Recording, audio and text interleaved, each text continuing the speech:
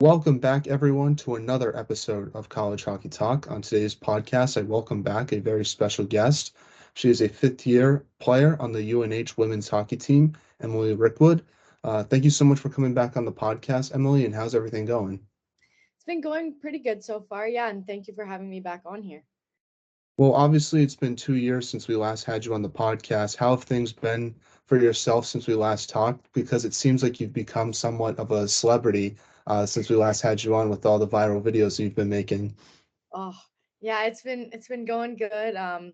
Definitely always enjoy being here and playing hockey and making TikToks as well. So that's awesome. But yeah, Is it weird not having Lindsay doing them with you? Because I know she was your partner in crime.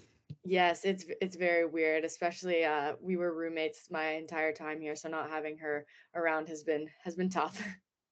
Yeah, no, but hopefully maybe post grad, maybe something. Mm. Yes, for All sure. right, all right, that'll hype up the fans a little bit. So a little bit of a tease for that. But how's your season gone so far? What are some positive things you've taken away so far this year? Because I feel like that record doesn't really indicate how well your team has played throughout the season.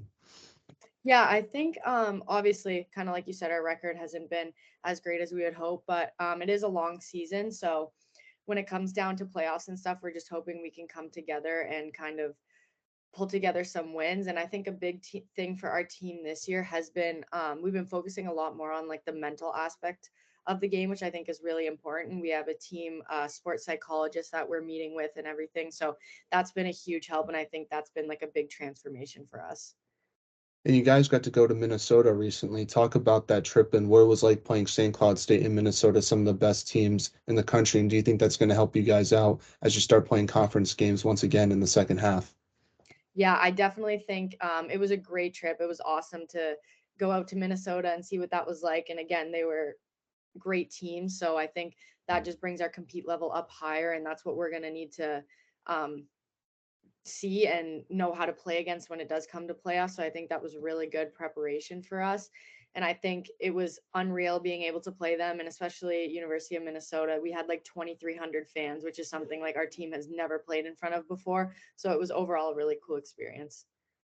Yeah, what's Minnesota like? Because it seems like it's very cold there, but I'm also from the East Coast, so I understand how cold things can get. But people say it's like a whole nother level in Minnesota. I'm assuming it's like that for like Manitoba and for people that are from Canada. Yeah, it was definitely very cold, like nothing like what I was expecting. I know you guys here use Fahrenheit, but like for Celsius wise, it was like -15 without the wind. So we were like going for pregame walks and like going to get coffee and stuff, and we had our like jackets zipped up. It was like freezing. The wind, it was just I was like, no thanks. Yeah, I don't like it when it's too hot like it is in Florida, but I also need Yeah. I can't have it be that cold too. I need a good mix. That's why I like it here in New England. I feel like it's pretty good for the most part, even though the weather's a little bit bipolar sometimes. Yeah, it was definitely made me thankful for being in New Hampshire once I was out there. I don't think I could do that for 5 years. Now, you guys played some ranked teams when you're out in Minnesota, but speaking of ranked teams, you guys have beaten some ranked teams this year. You guys knocked off UConn to end off the first half of the year. Talk about that upset because what made it impressive to me was just the defensive performance that your team had, not allowing them to score any goals in that first game. Yeah, I think we focused a lot on how they kind of played. We did a lot of video, so I think us having a specific system to kind of try and like defend them and go against them was what really helped us, and our team did a great job of adapting to that for those games, and I think that's how we came out with the win because UConn is a super tough team. They're physical, they grind, they score goals, so I think having our team so focused on what we were working on really helped us. And that's a team that sort of had your number in the past few years. How nice was it to build that confidence and sort of get a win against a team that's sort of beaten you guys the past few years? Yeah, I mean, it's definitely always good when you get a win. And I think it was a great way for us to kind of end off the first half and just go into the break with like that positive win and then help us come back and be in the right mindset for the second half. Now, you guys also had a weekend sweep this year. You guys swept Holy Cross. How important was that sweep for your team? Because I feel like after that weekend sweep, it sort of changed the momentum in the right way for your team as you guys started piling up more wins towards the end of the first half. Yeah, definitely. I mean, anytime we can get wins and get points, it's huge. So I think that kind of gave us the motivation and kind of lit the spark under our team and just helped it guide us in the right direction. Now, Obviously, you guys lost in your playoff game last year to Merrimack. I'm curious if you use that game as motivation for this season to sort of get back. Obviously, you're going to be in the playoffs this year. Everyone makes it, but sort of once you guys get back to that position to sort of get a different result. Yeah, definitely. I think after we had lost that game, we normally would take some time off and kind of like regroup. But I think all of our mindset was like, we need to be better for next year. So we literally in 4 days turned around and started lifting and getting ready for the next season. So I think having that mindset right away really helped us. And then again, I think knowing what that feeling was like, not making it to like the quote unquote first round of playoffs after that, we don't want to feel like that again. So we've been really using that game as motivation for us this year. What are your team's goals and expectations for the second half? Obviously, it's to win Hockey East, but anything else that might be on your radar for the second half that most fans might not be aware of? I think mostly just finding the chemistry between the people on our team, finding lines that click, finding D partners that click. I think we've been doing a good job of that now. We found some of that chemistry, but I think the main thing is just coming together and working as a team to be able to beat these great teams because obviously you can't do it alone. So I think if we can come together, that'll be really good for us. Yeah, and looking at your team, it seems like you guys are very veteran heavily in the defense side of things, but forward group, it's a lot of mix of new transfers and freshmen. How has that worked out? Is it easier as a defender to sort of mix in with your guys and then try to help out the forward group at all, or do you guys not really interact at all? Yeah, I definitely think there's always communication going on, but it was really nice to get two grad student transfers who are forwards because they were able to kind of lead on that end. So I think it was really good, and we had like a great group of people come in, and I think that's definitely helped us. Yeah, especially Gabby Jones since she played in hockey, so she knows what it's like to play in the conference as well. Yeah, definitely. She's been a huge help to our team. Now, you obviously are a fifth-year player. You recently broke the record for most games played with UNH. I want to send a congratulations to you for that. Thank you. Um, did you know you're going to break that record? And how cool is it to have that accomplishment? Yeah, I actually had no idea. So I knew the last one I kind of looked at was like, oh, 100 games. And I don't even know if that was this year or last year, but I didn't even know that there was like a record or anything. But I started to get curious because I'm like, normally people only have 4 years. And then if they do have a fifth, it's because they were hurt for 1 year. Like this COVID year kind of gave us those extra games. So I was like, there must be like a record or something. And then Maddie Truax actually commented on one of my Instagram pictures and she's like, happy 150. And I was like, oh, I didn't even know it was my 150th game. Then they're like, yeah, actually, like next game you're breaking the record. And I was like, oh my goodness, like that's awesome. Who had the record previously? Was it Casey Bellamy, I assume? It was actually Maddie Truax because she was the COVID year as well. So she had 150. Oh, okay. And then, yeah. And then I think before that it was Taylor Wenskowski with 149. So it was all pretty close, but yeah. That's pretty cool. Was she upset that you broke her record? She said something. She was like, oh, I'm sad I'm losing the record, but I'm glad it's to you or something. So I was like, oh, thank you. Do you think someone from the junior class or senior class will eventually break your record with games played because they've had that COVID year as well, or is it sort of going to be even out by then? Yeah, I'm not sure. I was talking about it with the girls on my team, and I think it's very possible because, like I said, those classes all are getting the COVID year too. Um, but they just said, like, knock on wood, but I've never missed a game in my entire career since I was a freshman. Yep. So they were saying, like, oh, it would be hard. Like, that means like no sickness, no nothing for the next like however many years. So we'll see, but there's a good chance somebody might pass Well, it. well, hopefully that's the case because that means not a lot of injuries with your team, which is what Yeah. we hope. Because I always said the worst part about sports is injuries. It's I can't stand to see it. So maybe part of you wants that record to be broken because that means that injuries weren't happening with your team. Yeah, exactly. Well, enjoy the few years if that is the case of having that record, but I feel like you can definitely use that for bragging rights for certain Yes, things. for sure. What made you want to come back for a fifth year? I think obviously I love hockey. I love playing the sport. So being able to do that for another year is great. And I think for me, like a goal is to play in the PHF after this. So getting that extra year of experience under my belt is huge. And then again, being able, this fifth year allowed me to, I'm working towards a master's degree right now. So there was just a lot of pros to taking the fifth year. So I'm really thankful for it. Yeah, which PHF team are you looking joining to? Just to stir up the rumors a little bit for Yeah. anyone that was listening. I think my goal is to be closer to home. So obviously Toronto would be great. That's like an hour from me. And then either like Buffalo or Montreal, somewhere in there, because I have a crazy hockey dad and he would love to come watch some of my games. So being close to home would be nice. Yeah, that is pretty awesome. I feel like Montreal will be tough though, because don't they all speak French there? I don't know. I'm an American. I feel like that seems to be the case. Yeah, it's like fully French there. So there would definitely, I'd have to learn some French, but I think it would be cool to know two languages. So not opposed to it. Yeah, no, it's one of my goals in life is to become bilingual. I actually want to learn how to speak Spanish just because I was reading somewhere where people in the US, it's like the second most spoken language. So I feel like it'd be Yeah. very useful to have that Yeah. under my back pocket. Yeah, for sure.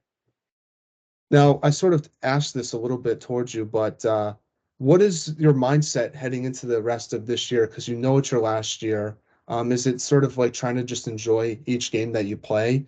And but how do you try to enjoy it, but also sort of like focus on trying to win each game?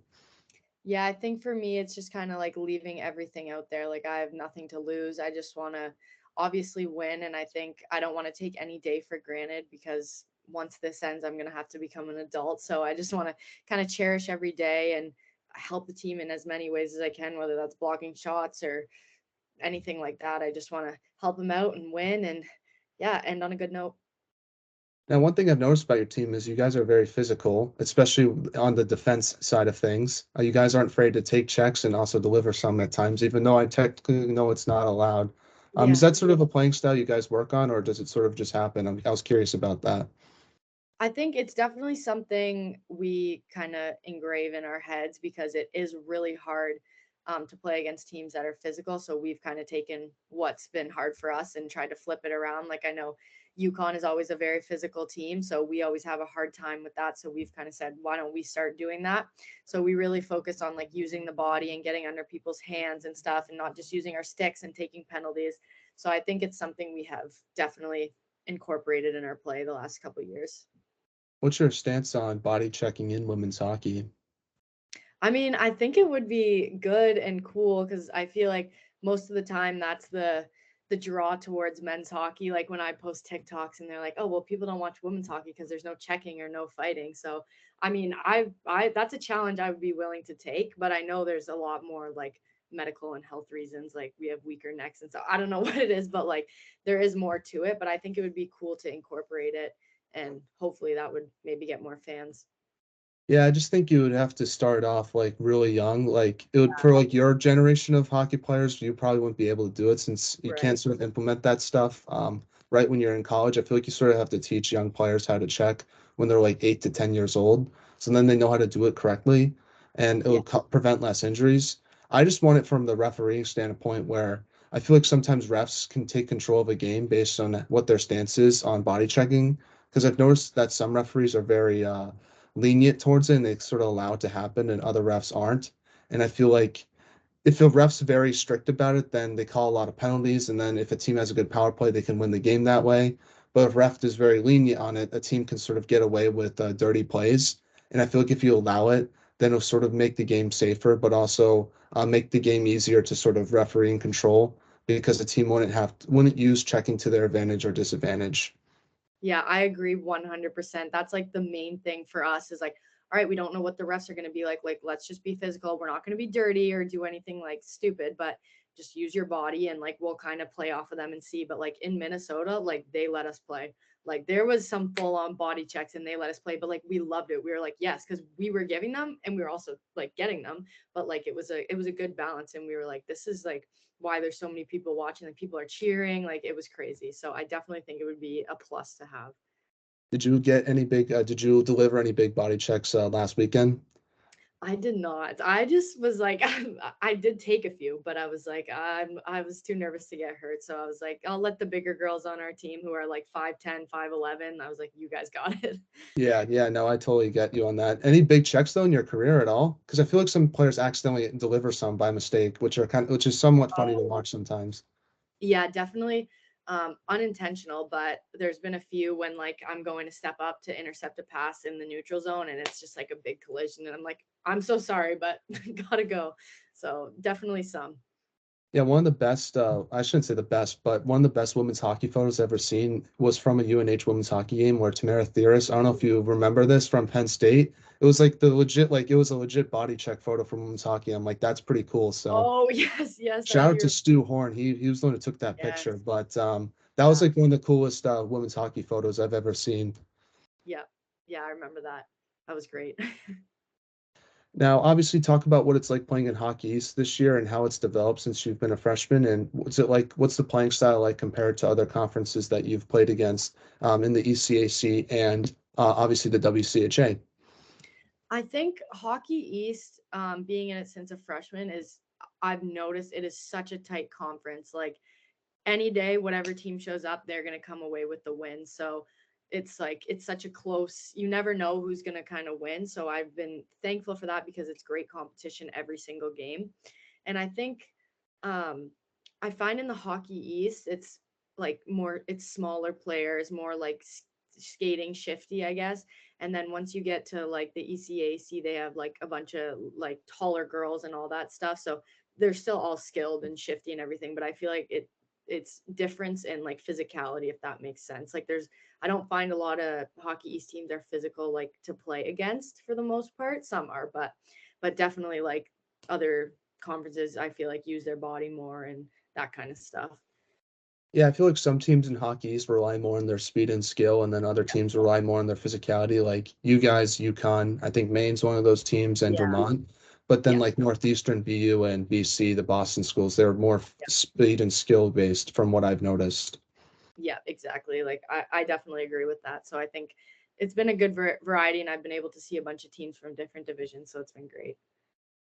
Now, you guys have gotten a lot of new players in the past 2 years since I've talked to you. Just talk about some of those new additions that you've had because I feel like they've made such a big impact for your team in a positive way. Like I think Marina Alvarez has been one of your best defenders in the past 2 years. Obviously, Kira Judikis has just been a great goal scorer for your team, and I've really liked the freshman Hannah Rogers as well. And then obviously Shea Verrier has been a good player for your team. What's it been like to add those players to your team, and just talk about what it's like being their teammate as well. Yeah, I feel like it's always great when we have good players come in. I mean, every year we're kind of like, oh, like we're losing so and so and so and so. But I feel like every single class that has come in has done a great job of like quote unquote filling their shoes or filling their roles. So I think it's huge to have people like that. Like obviously Marina has like gross hands and like she has super good patience and like you said judo is like a great goal scorer and like Hannah's got a ton of speed. Shay has like a super hard shot. So they all have like things that they bring to the team that are awesome. So I think it's great to see, especially like for me now 5 years, seeing like how each class has come in and like contributed to the team. And what type of leadership do you try to bring? Are you vocal or are you more lead by example? Um, I feel like a little bit of both. For me, I'd say on the ice, it's more so leading by example, but definitely in the room when it's more off ice, it's more so vocal. Especially for me this year, I'm only able to practice twice a week with my internship for the masters, so I'm not around a ton. So I try and just do what I can on the ice and help people that way. And then if people have like questions off the ice, I try and like talk to them or talk in between periods like, hey guys, we need to do this. So I feel like it's a little bit of both. It just depends on the situation. Is it hard to prepare for games this year, only having 2 days to practice, or since you've done it for so long, it's sort of like not an issue?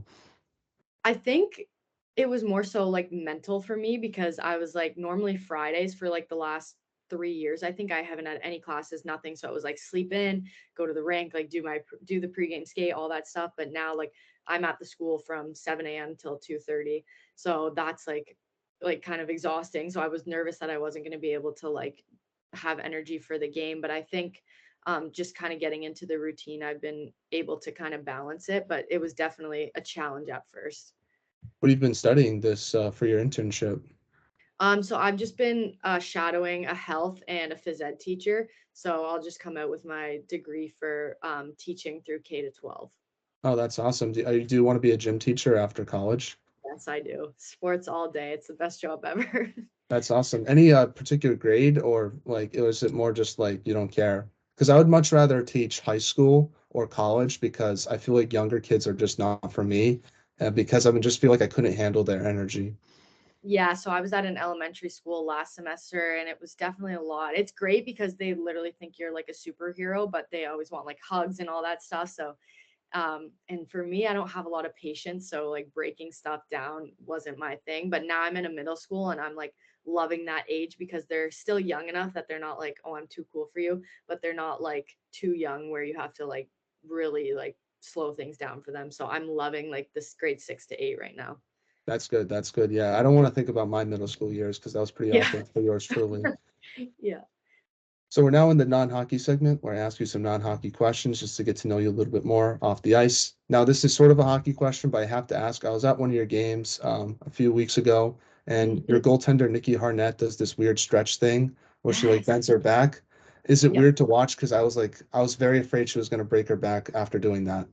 Yeah, the first couple times I was like, "Whoa, what is going on?" But now, like, I know it's part of Nikki's routine, so I'm like, "Okay." But I bet watching from the stands, it's like, "Whoa, is that hurting or what? What is going on?" It made me cringe a little bit. I know she Yeah. seems like a great person, but it's just Oh like, oh yeah, my gosh, I don't want her like to break her neck during like warm-ups or something like that. So yeah. The first time I was like, "Whoa, like that doesn't look safe," but now I'm just used to it, so it's kind of like funny. I definitely couldn't do it because Yeah, I'd break me my either. back. And it is, I must be funny because to see other fans' reactions to seeing it for the first Oh time. yeah, yep. And they always put the camera on when Nikki's doing that too, so it's funny. Now, what is the most interesting thing you've read or seen this week? Oof, I don't know. I feel like the biggest thing for me is like I just started at this middle school, so it's not like a movie or anything, but I think just like seeing the dynamic of middle school and like the different groups and everything, like that's just kind of been eye-opening to me. Like it's literally like a movie. Like you see the groups and you see how they interact, so that's been like just wild to me. Yeah, a lot of clicks going on. Yeah, definitely. Yeah, I don't think, at least I don't really remember any clicks going on when I went to middle school. Maybe because I just didn't care to be in one. I was sort of Yeah. in my own little thing, but I don't know. Maybe that's just me. Yeah, no, it's crazy. I think like as we've got more in like cell phones and everything, it's been more, but yeah, it's definitely been interesting to see. Yeah, I guess for myself, probably just seeing Connor Bedard dominating like the World Mm, Juniors that's and true. seeing like all these ridiculous junior trades. Like, I don't want to be, this is why college hockey is so much better, in my opinion. Yeah. Is like, why would you trade like 15 draft picks to get one player for half a year? It makes no sense to me. And I didn't know you can do that in juniors. So I just thought that was pretty interesting to watch unfold. Oh, for sure. And I agree with the Connor Bedard. I didn't even think of that, but I was watching the World Juniors and I'm like, this kid is crazy. Like just watching him, it was unreal. I just want him to go to a team that will help him succeed because I don't want to go into I don't think Chicago deserves to get him because they've Mhm. had all that success the past 10 years. And then Arizona, I feel like you wouldn't even see him. So I'm Yeah. hoping it's like Anaheim or like Montreal or somewhere like that where like you could see him all the time, I guess. Yeah, definitely. That would be good for him. But obviously he has no say in that. But just a little NHL talk from me. Mhm. What is the most spontaneous thing you've ever done before? Well, I would say I'm very type A, so I plan everything out. And my best friend from back home, we just booked a 2 week trip to England for this June with like no, no like thinking. It was just like, let's do it. Okay. And we did it. And that's not like me at all. So I think that was definitely very spontaneous for me. Are you going this year or did you already go? No, I'm going this June. Oh, that's cool. Are you excited? I'm very excited. I'm not sure how the details are gonna work out, but I'm trusting the process. That's good. That's good. Yeah, I can't do anything like that because, especially to Europe, I need to definitely plan that stuff out because I've never been there before. I guess for me, it's probably boring just going to like a hockey game last minute. Yeah. Like I do that a lot, so that's probably the most spontaneous thing I've ever Yeah. done. What is the best slash worst TikTok trend? You would be good with this, I feel Yeah. like. Okay, right now the best TikTok trend I think is the um things things that would put non-athletes in a coma or whatever because I think it's hilarious to see like everyone doing it and I just did it because I thought it was so funny, but I definitely enjoy watching those right now. And I think the worst, I don't know, for me I don't like dancing. Like I'm like when I watch them I'm like I don't really care for it. So I would say any type of like just dancing trend is not really interesting for me. Yeah, I'm definitely not as hip as you, so I don't know the names of some of them. I guess the best one was I like the what happened after a team loses because I just find that funny. It's Yeah. definitely getting overused now, but I definitely enjoyed Mhm. that one. And then the worst one probably it was what the it happened last year. It was like the Joe Byron thing. It Oh, happened all the time and it legitimately like started to get so annoying. I had to do the not interested like yeah. 500 times for that. It was so bad. So that was probably the worst one I've ever had to deal with. Yeah, I remember that one. Now, what's the hardest class you've ever taken?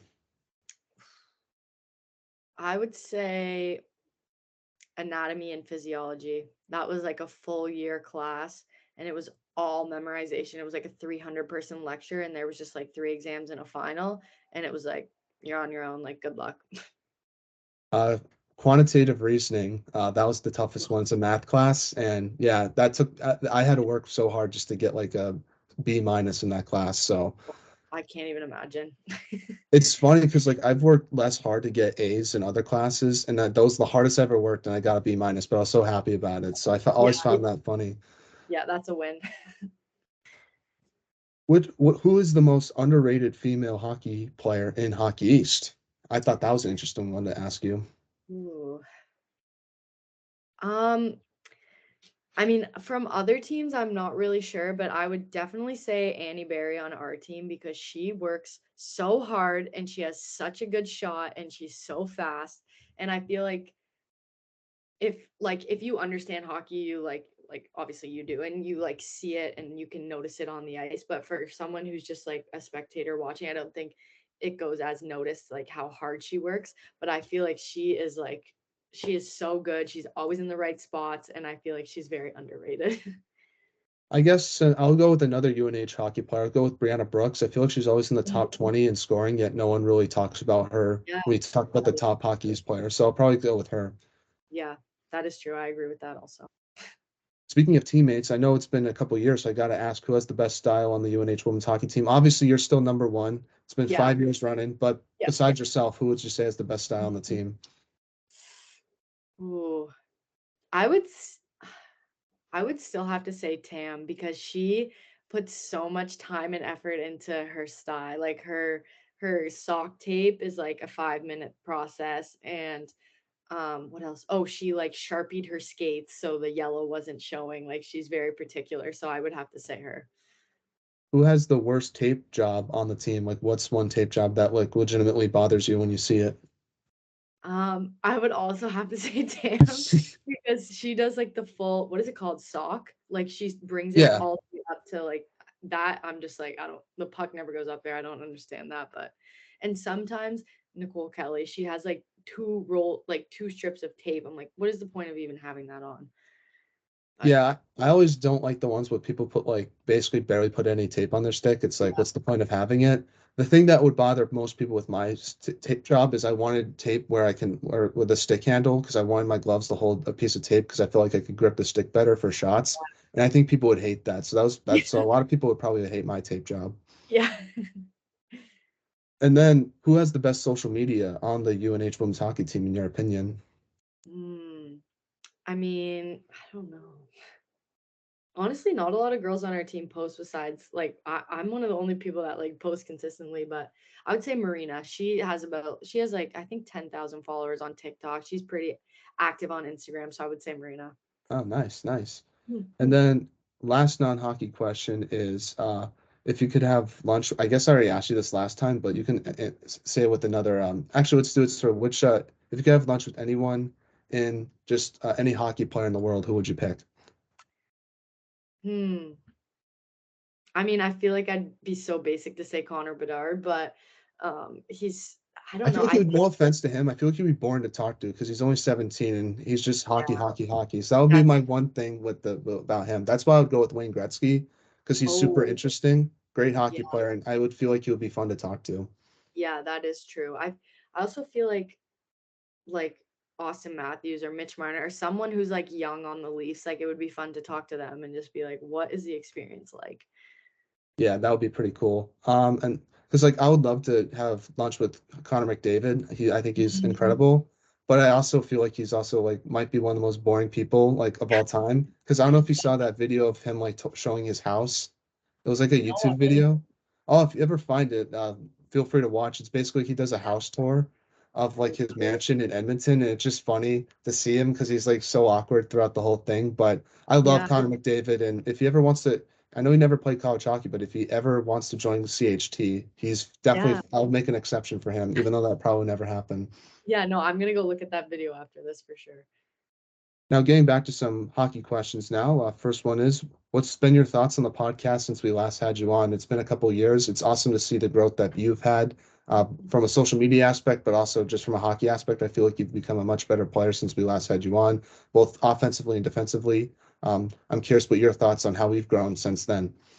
Yeah, I was just like I kind of said in the start, like I've been following along on Instagram and everything, and like to see how much it's grown. Like I think when I first went on, I think there was like under 1,000 followers. Like correct me if I'm wrong, but now you have like over 2,000, and like seeing all the people who have gone on it, like when you the post pops up, I'm like, oh, that's so cool. Like I never like it'll be fun to like hear what they have to say, that kind of thing. So it's been awesome to see like how much it's taken off and how many like different players from all over you've been able to get. Yeah, I know it's definitely been a lot of fun doing this, and I think the best part about it is watching, getting the chance to meet some really cool people because I feel like you watch them play on TV, but you don't know what they're like as a person. And even though Yeah. you really don't know what they're gonna like as a person after an interview, it's still cool to sort of get a snapshot of that. And the best part is seeing the success on the ice, especially if I get to see in person, which I finally got to last weekend. Since this Yeah. is a UNH player, seeing Chase Stevenson score in person, I Oh, it's I saw it's weird because I try to be neutral for most of the games because yeah. I've had so many players on the podcast, but I won't lie, when he did score, I did jump up and I was pretty excited Yeah. about that. Um, That's awesome. so hopefully I get to see more of those things happen in the future. But that was a lot of fun. But yeah, no, it's thank you for the support. It means a lot, and I appreciate the kind words. And obviously, any guests that we should have on in the future, I feel like we've had a few players from both the women's and men's teams for UNH. But if there's anyone we haven't had on, feel free to give them a shout out so we can potentially reach out. Yeah, I definitely will. Any player in particular? Hmm. I don't know. Have you had Marina on before? She's Yes, a fun. long time ago. Like Okay, it I was was like gonna it say. was like during our freshman year. Okay, yeah. I was gonna say that was the first person that comes to mind, but I'll have to think and then I'll definitely tell them. Awesome, awesome, definitely. Well, anything you would like to talk about, the floor is all yours. I normally do shout outs, so if there's any shout outs you want to give, feel free to do that. But if there's anything you want to talk about, feel free to do that. Hmm. I mean, always shout out to my dad and mom because they are like the biggest support system for me. And I think our assistant coach, Sam Faber, this year has been a huge help. She's been like super nice and always there for me.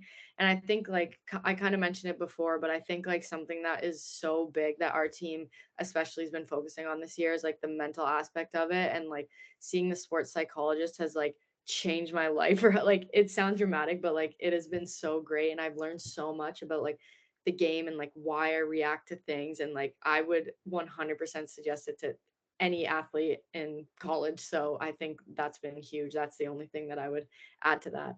That's awesome. That's awesome. What do you like? I'm curious, like, how does a sports psychologist like what do they talk to you about the game that's helped you out? Like, obviously, I feel like mental part of the game is such a huge part of the game, huge aspect of the game that people don't really talk about enough. So I'm curious, like, what things that they notice that have helped you out. So I think we've worked as a team. So we just talked about like goals and stuff. But like personally, for me, it was just like finding confidence and like not worrying about making mistakes and being in my fifth year, like how to um, not get burnt out. Like how can I avoid that and like managing my time and all that stuff. So I think like being able to take like strategies and techniques from what her name's Emily Bronwell. She's amazing and like she's been giving me strategies and techniques and everything. So I think that's helped like immensely. And like on the ice, I feel more calm and like just like completely change the mental aspect of it. Well, that's good to hear, and shout out to her for what she's Yes. done for your team. Mhm. But I just want to say thank you once again, Emily, for coming on the podcast again. I really appreciate your time. I admire you a ton as a player, but you're an also even better person off the ice. So I just want to let you know that. And Thank thanks so much for everything that you've done for College Hockey Talk, for following and supporting us. It really means a lot. And I wish you nothing but the best for your future endeavors, not only in hockey, but also outside, off the ice as well. I know you're going to do great things. I'm excited to see the success that you will have in the future. Awesome. Thank